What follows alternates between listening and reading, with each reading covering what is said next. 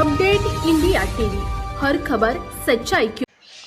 खातेरा गावातून चोरी गेलेल्या ट्रॅक्टरचा वडकी पोलिसांनी शोध लावून ट्रॅक्टर हस्तगत करून चोरट्याला टाकल्या बेड्या। वडकी पोलीस स्टेशनच्या हद्दीतील घटना।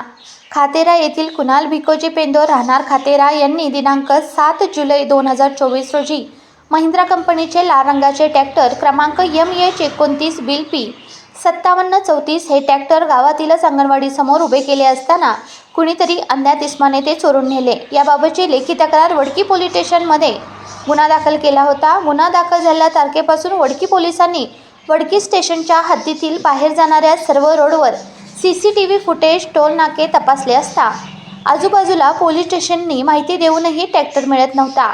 पोलिसांनी तपासाचे सातत्य राखत प्रयत्न सुरू ठेवले।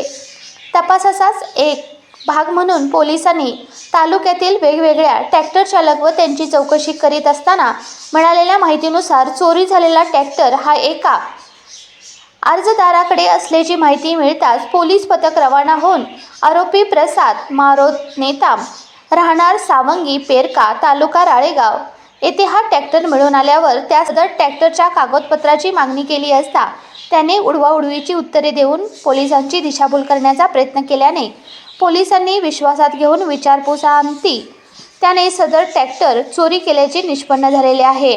सदर गुन्ह्याचा तपास कुमार चिंता, पोलीस अधीक्षक पियुष जगताप, अप्पर पोलीस अधीक्षक रामेश्वर वेंजने, उपविभागीय पोलीस अधिकारी यांच्या मार्गदर्शनाखाली वडकी पोलीस स्टेशनचे अधिकारी जमादार यांनी केला आहे। दरम्यान सदर आरोपीस अटक करण्यात आली असून 2 दिवस पोलीस कोठडी मिळाली आहे। तसेच घटनेचा पुढील तपास वडकी पोलीस स्टेशनचे अंमलदार रमेश आत्राम हे करीत आहेत। यवतमाळ जिल्हा प्रतिनिधी विनोद माहुरे।